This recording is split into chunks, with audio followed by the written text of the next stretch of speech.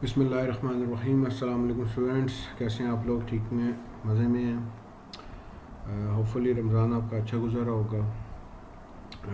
दुआओं में याद रखिएगा मुझे भी। अच्छा, राइट ऑफ पार्टिसिपेशन तक हमने कर लिया था। फ्रीडम ऑफ एक्सप्रेशन की बात हो रही थी। अब फ्रीडम ऑफ एक्सप्रेशन है क्या? अब देखो इसमें चीज़ें क्या है। To seek, receive and impart information and ideas to all kind regardless of the frontiers, idly orally in written or in print, in the form of art or through any other media of child choice। यानी आप अपनी जो opinion है, आप जो चीज़ समझते हो, यानी बच्चा जो चीज़ समझता है उसको वो सीख कर सकता है, देख सकता है, मतलब to get the information, to receive information, to impart information, बताना किसी को। वो सारी चीज़ें का आर्ट होते हैं। ओरली भी हो सकती हैं, रिटन भी हो सकती हैं, in the form of art भी हो सकती हैं, through other media. Children choice है। The exercise of this right may be subject to certain restriction, but these shall not only be such as are provided by law or necessary for respect of the rights or reputation of others or for the protection of national security। यानी exceptions कहाँ पे के नहीं कर सकता, जहाँ पे किसी के राइट्स की रिस्पेक्ट ना हो रही हो, या रेपुटेशन किसी की ख़राब हो रही हो, या फिर सिक्योरिटी, पब्लिक ऑर्डर का प्रॉब्लम हो, या पब्लिक हेल्थ और मॉरल्स की बात हो, तो वहाँ पे ये प्रोविजन एप्लीकेबल नहीं है। Other than that freedom of expression है, एप्लीकेबल है। तो फ्रीडम ऑफ कंसाइज, अब देखो कंसाइज का सोचना, वो सोच सकता है, उसको हक है। However, the parents and one applicable legal guardians have right to provide directions to the child in the exercise of his own right in the manner। अब देखो एज अ मुस्लिम हम लोग बताते हैं बच्चों को किस तरह से सोचते हैं, हमारी क्या लिमिटेशंस हैं, हमारी क्या बाउंड्रीज हैं। इस तरह हर कल्चर वैल्यूज़ दी जाती हैं, यानी हर चीज़ इम्पार्ट की जाती है। लेकिन लॉ उनको साथ साथ क्या कह रहा है कि एक अपनी सोच रखने का भी राइट दे रहा है। अब देखो इसमें भी लिमिटेशंस हैं कि कोई ऐसा काम जो against the law, prescribe by the law है, सेफ्टी, ऑर्डर, हेल्थ, मॉरल, और यानी तमाम काम कर सकते हैं, तमाम से सोच सकते हैं, लेकिन वो काम नहीं कर सकते जिससे किसी को नुकसान हो रहा हो या किसी की दिल आज़ारी हो रही हो। तो वो चीज़ें जो है ना यहाँ पे एप्लीकेबल नहीं है। उसके बाद अगर आप बात करते हो तो देखो फ्रीडम ऑफ एसोसिएशन असेंबली, यानी दोस्ती यारी करना। Nobody can impose restriction the exercise of these rights other than those impose in conformity with the law. देखो डेमोक्रेटिक सोसाइटी में जहाँ पे नेशनल सिक्योरिटी इंटरेस्ट हो, पब्लिक ऑर्डर हो, प्रोटेक्शन हो, यानी ये चीज़ समझ लो, किसी को दिलाजारी करना, किसी को नुकसान पहुँचाना जिस वजह से नेशनल सिक्योरिटी को खतरा हो, पब्लिक ऑर्डर प्रिवेल कर रहा हो, नुकसान लोगों को हो रहा हो, तो उन चीज़ों में ये सारी चीज़ें एप्लीकेबल नहीं है। Even not in terms of children, in terms of Elder कह लो कि बड़ों में भी ये चीज़ें एप्लीकेबल नहीं है। फिर राइट टू प्राइवेसी, यानी वो क्या एक प्राइवेट लाइफ गुजार सकता है, उसकी प्राइवेसी है। फैमिली, होम और फ्री कॉरेस्पॉन्डेंस दी जाए। No children shall be subject to arbitrary or unlawful interference with his or her privacy, यानी आप इंटरफेयर नहीं कर सकते, तो अपना राइट है, ठीक है। राइट टू इंफॉर्मेशन, देखो हर चिल्ड्रन को राइट है इंफॉर्मेशन करके इंफॉर्मेशन ले सकते हैं। देखो state party shall encourage the mass media to disseminate information and material social and culture benefit to the children, यानी वो ये नेशंस की जिम्मेदारी दी गई है कि वो बताएं लोगों को, बच्चों को बताएं, इंफॉर्मेशन दे के उनके सोशल और कल्चर बेनिफिट्स क्या हैं। There should be international corporation in the production, exchange and dissemination such information. मकसद क्या, ताकि उनको पता लग सके कि वो किस किस क्या क्या राइट्स, उनके क्या क्या इन्फॉर्मेशन उनको मिल सकती है, क्या का। देखो फॉर एग्जांपल कोई बंदा है यूनिवर्सिटी में एडमिशन की इन्फॉर्मेशन लेने, आपको इन्फॉर्मेशन उसको ना दो तो डैट इज़ अगेंस्ट, उसको देनी पड़ती है, you are legally bound to give that. अब देखो फिर उसके बाद हमारे पास आता है common responsibilities of parents. Both the parents have common responsibilities for upbringing and development of child. Parents, or as they may be legal guardian, have the primary responsibility for upbringing and development of the children। अब देखो अक्सर बच्चों में parents में separation हो जाती है, problem आती है। अब फॉर एग्जांपल बच्चा माँ के पास रह रहा है, ठीक है, अब ये फादर लीगली बाउंड है कि वो उसका ख़र्चा देगा जब तक वो एज ऑफ मेजोरिटी में नहीं चला जाता, कमाना शुरू नहीं करता, तब तक वो ख़र्चा देगा। तो ये क्या है कि parents should take all the appropriate measures to ensure that children of working parents have the right to benefit from child care services and facilities for which they are eligible। यानी कई होते हैं जैसे पाकिस्तान में पंजाब यूनिवर्सिटी में, लाहौर में कह लो, fast university है, इसी तरह और भी यूनिवर्सिटीज़ ने क्या किया हुआ है, चाइल्ड केयर सेंटर बनाए हुए हैं। यानी जो वर्किंग पेरेंट्स हैं, यानी हस्बैंड वाइफ दोनों काम करते हैं, तो वो अपने ऑफिस आ रहे हैं, बच्चों को वहाँ पे छोड़ जाते हैं, उनकी प्रॉपर केयर की जाती है, उनको सारी फैसिलिटेशन वहाँ पे मिलती है, वापस जाते हुए ले जाते हैं। तो इस तरह की भी स्टेट की रिस्पॉन्सिबिलिटी, जहाँ पे इकट्ठे काम कर रहे हैं तो इस तरह की डे केयर सर्विस भी प्रोवाइड की जाए। अगेंस्ट वायलेंस, यार आप बच्चों को मार नहीं सकते, उनको अब्यूज़ नहीं कर सकते, उनको टॉर्चर नहीं कर सकते। तो अब इवन पेरेंट्स को लॉ नहीं है। देखो सिंपल ही बात है, आप किसी बच्चे को बहुत ज़्यादा मारते हो, ज़िद्दी हो जाता है, वो उसकी जो है ना मेंटली वो वीक हो जाता है, उसका कॉन्फिडेंस लेवल बिल्कुल ज़ीरो हो जाता है।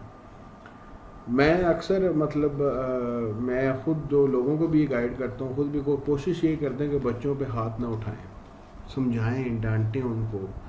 पहले ज़रूरी क्या है, बच्चों के नेचर समझो, किस किस्म के बच्चे हैं, प्यार से समझने वाले हैं, डांट के समझने वाले हैं, उनकी फिर आपको परवरिश बड़े ध्यान से करनी पड़ती है। तो ये चीज़ें भी इवन लॉ कहता है कि children must be protected against the violence.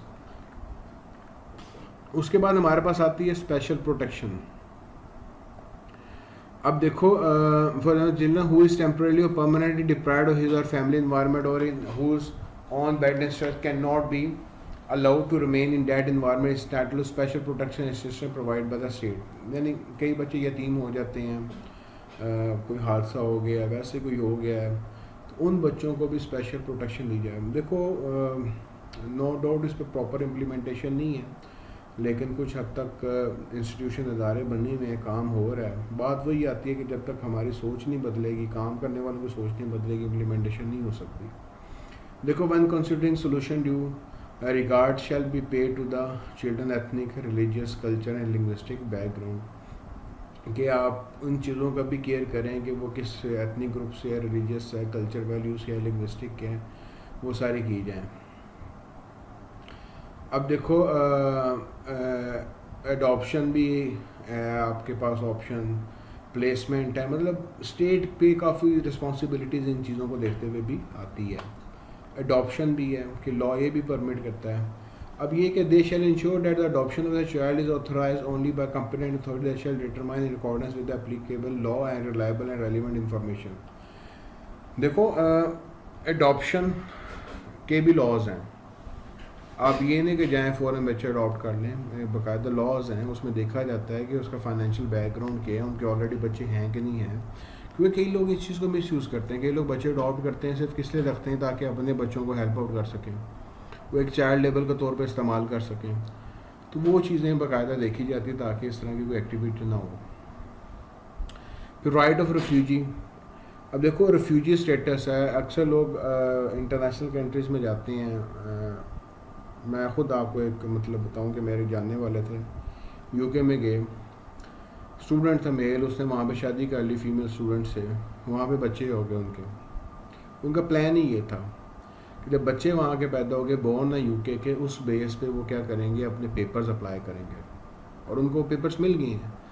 यानी रेफ्यूजी क्या है, अब वो क्या है कि उनको बच्चों की वजह से, क्योंकि वहाँ की बर्थ थी वो, तो उस बेस पे उन लोगों को ये स्टेटस मिल गया।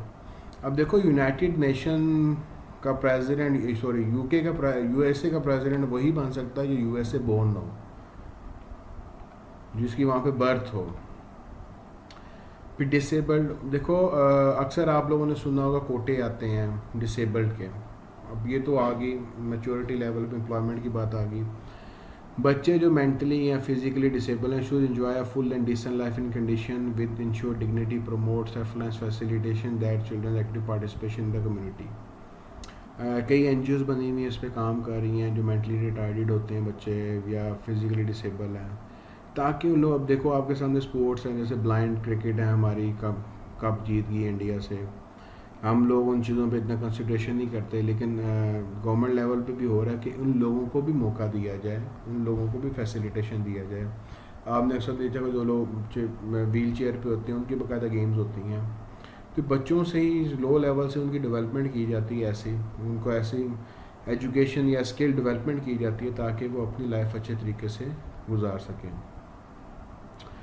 अब देखो हेल्थ राइट्स, अब उसमें जो मेन चीज़ें क्या है, to diminution infant and child morality, यानी जो बच्चे पैदा होते ही मार जाते हैं उस चीज़ को ख़त्म किया जाए। To ensure provision of necessary medical assistant and health care to all children with emphasis on development of primary health care. To combat disease and malnutrition. To ensure appropriate prenatal and postnatal health, यानी पैदा होने से पहले, पैदा होने के बाद भी बात कर रहे हैं। To ensure that parents have basic knowledge of child health and nutrition, parents को बाकायदा गाइड किया जाता है। Advantages of breast feeding, hygienic and environment sanitation, prevention of accidents. बाकायदा पाकिस्तान में तो खैर हमारे इधर जो भी होता है ना, जो मोहल्ले की औरतें माइयाँ होती हैं वही ट्रेनिंग कर देते हैं, ख़ानदान के लोग ही ट्रेनिंग करते थे, लेकिन बाहर फॉरेन कंट्रीज़ के अंदर बाकायदा जिसका फर्स्ट चाइल्ड हो उसको बाकायदा गाइडलाइन दी जाती है, समझाया जाता है कि कैसे आपने इन चीज़ों को लेके चलना है।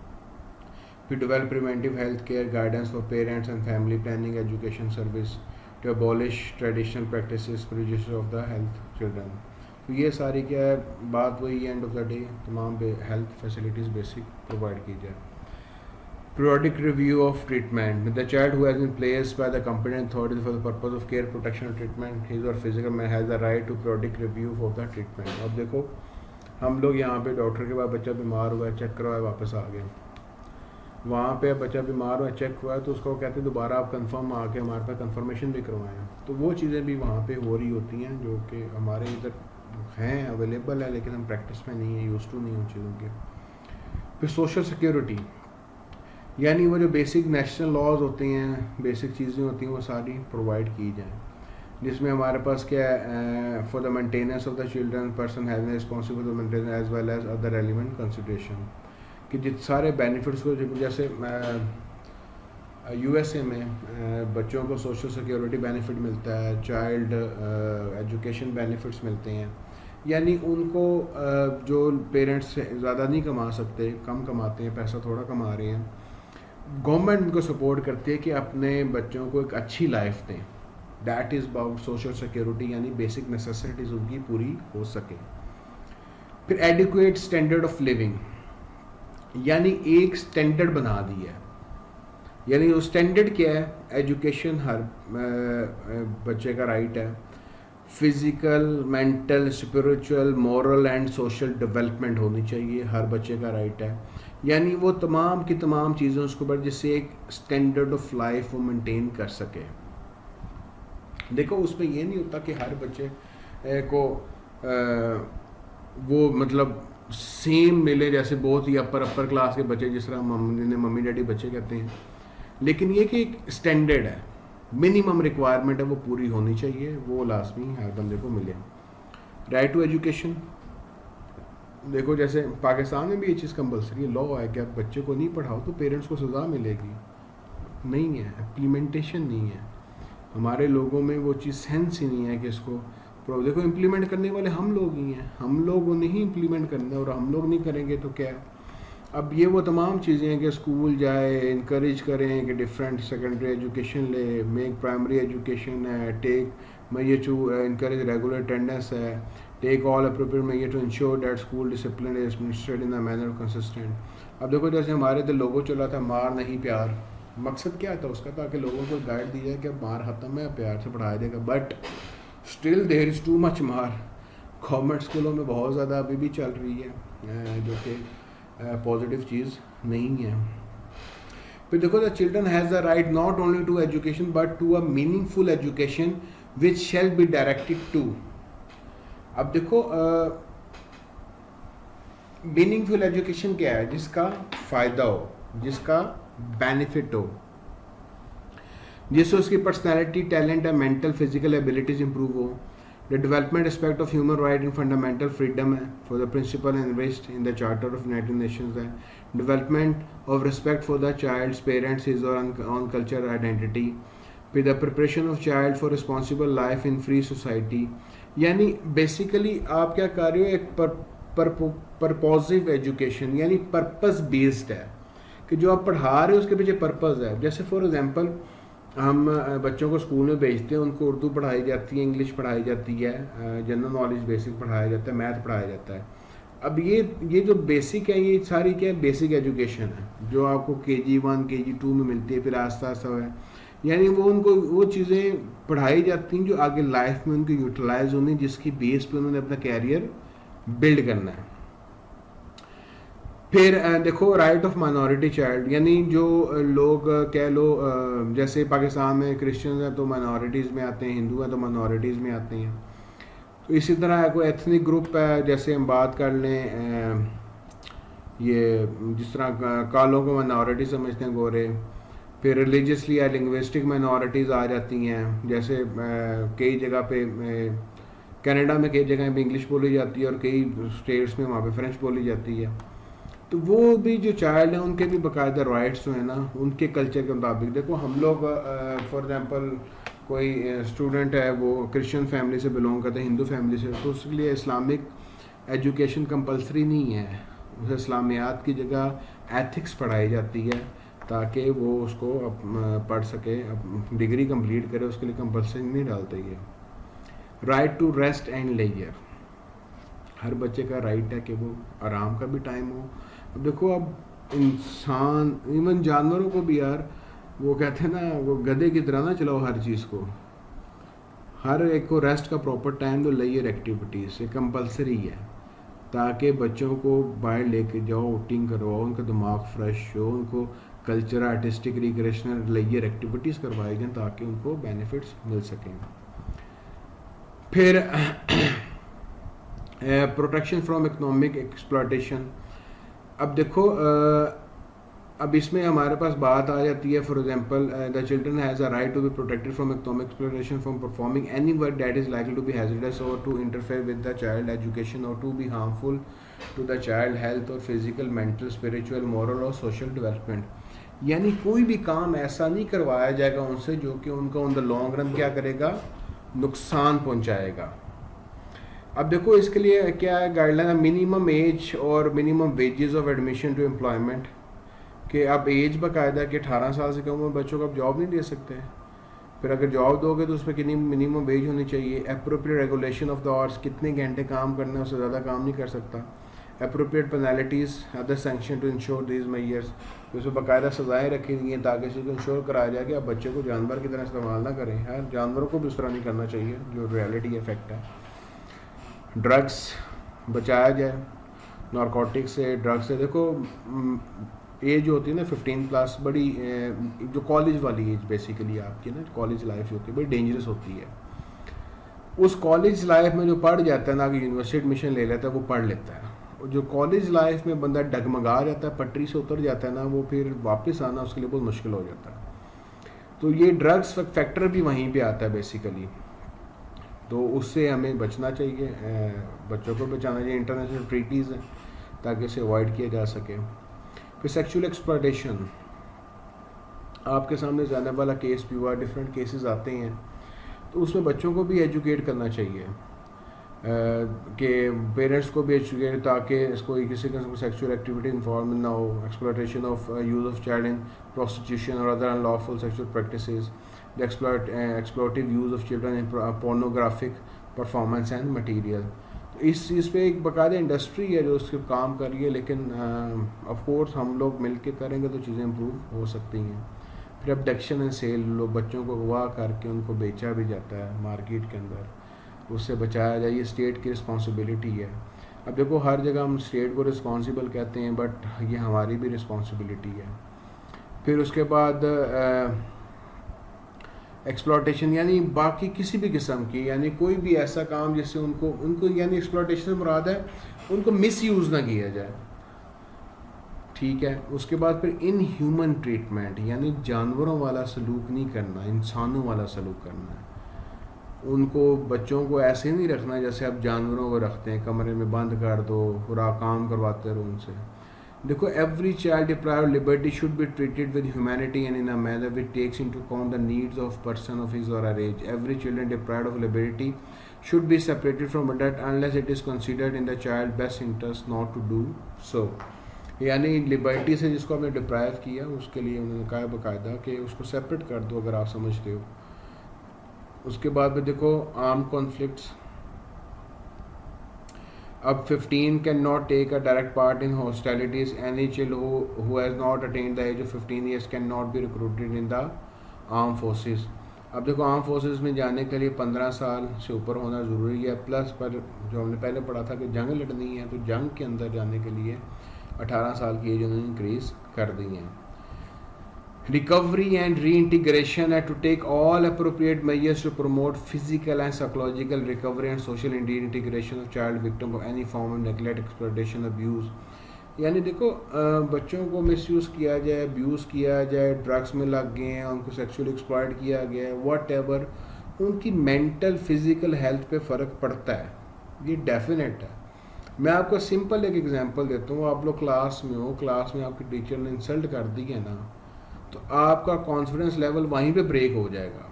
इसलिए मैं इंसल्ट के हक़ में नहीं होता। मेरी हमेशा कोशिश होती है बच्चों को समझाया जाए ताकि वो मेंटली स्ट्रांग रहें।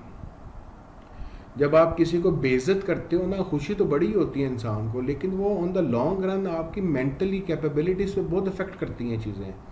आपका कॉन्फिडेंस लेवल बिल्कुल ज़ीरो हो जाता है। तो इसलिए कोशिश करनी चाहिए उन चीज़ों को अवॉइड किया जाए और वो फैसिलिटेशन की जाए ताकि वो प्रॉपरली रिकवर कर सकें, अपने आप को प्रॉपरली चीज़ों को चला सकें। फिर प्रोटेक्शन ऑफ लॉ।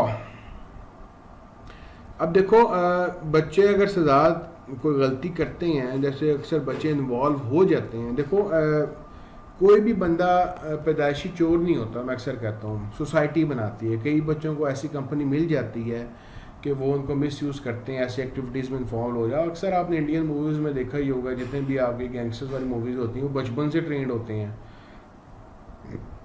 अब देखो, लॉ क्या कहते हैं, be presumed innocent until proven guilty according to law, कि उनको हमेशा इनोसेंट समझो अनटिल प्रूफ, जब तक वो गिल्टी कंफर्म ना हो जाए। Be inform promptly the charge against, उनको बताया जाए कि उनके अगेंस्ट क्या चार्जेस है। Have right the matter be determine without delay by the competent, उसका मैटर फ़ौरन हेयर किया जाए, फ़ौरन चीज़ों को रिजॉल्व किया जाए। Not to be compelled to give testimony or confess guilt. Have right to an appeal to higher competent authority. Have free assistance for an interpreter if the child can not understand और speak the language. तो यानी child पे भी अक्सर मैंने तो खैर ये चीज़ देखी है, कई हमारे इलाकों में ड्रग्स की सप्लाई भी बच्चे कर रहे होते हैं साइकिलों पे जाके। तो ये चीज़ वो क्यों करवाई जाती है? अगर पकड़े जाएं तो कल को उनको सज़ा नहीं होती, इनोसेंट वाले चक्कर में वो निकल आते हैं। लेकिन बात वही है, गलती बड़ों की होती है जो कि बच्चों को भुगतनी पड़ी है। फिर कंड्यूसिव राइट्स। अब देखो क्या है कि any provision which are more conducive to realization of the rights child and which may be contained in the law of state party international law in force. यानी कोई भी राइट है जो कि लॉ ऑफ स्टेट कह रहा है या इंटरनेशनल लॉ इन फोर्स कह रहा है, वो सारे इम्प्लीमेंट एज इट इज़ होने चाहिए। तो ये आपके सारे जो है ना बेसिक राइट्स ऑफ चिल्ड्रन थे। ठीक है, कोशिश मैंने ये की है कि आपको सारा A to Z चीज़ें सारी कवर करवाऊँ। तो आई होप कि आप लोगों को क्लियर हो गया होगा। देखो, इतनी कोई मुश्किल चीज़ नहीं है। और देखो, इसमें मैं कोई ऐसा क्वेश्चन भी नहीं है मैं आप कह दूँ कि 40 के 40 राइट्स लिखो, 3 कह सकता हूँ, 5 कह सकता हूँ, 10 कह सकता हूँ, या फिर कोई एक पर्टिकुलर कहूँगा कि प्रोटेक्शन फ्रॉम ड्रग्स के बारे में आप क्या कहते हैं, या प्रोटेक्शन फ्रॉम इकोनॉमिक एक्सप्लॉयटेशन। तो ये नहीं कि सारी की सारी चीज़ें आएंगी। जो बेसिक इस चैप्टर में चीज़ें हैं जो देखने वाली हैं, आप थोड़ी सी हिस्ट्री इसकी देख लें, चिल्ड्रन की डेफिनेशन क्या है, उसके गाइडिंग प्रिंसिपल्स क्या हैं, उसके जो फंडामेंटल प्रिंसिपल्स हैं वो क्या हैं, और उसके बाद ये सारे आर्टिकल्स इंडिविजुअली आप लोग स्टडी कर लें। जो भी इशू आप मुझसे पूछ सकते हैं। ठीक है, अपना ख्याल रखिएगा, टेक केयर योरसेल्फ, दुआ में याद रखिएगा। अल्लाह हाफिज़।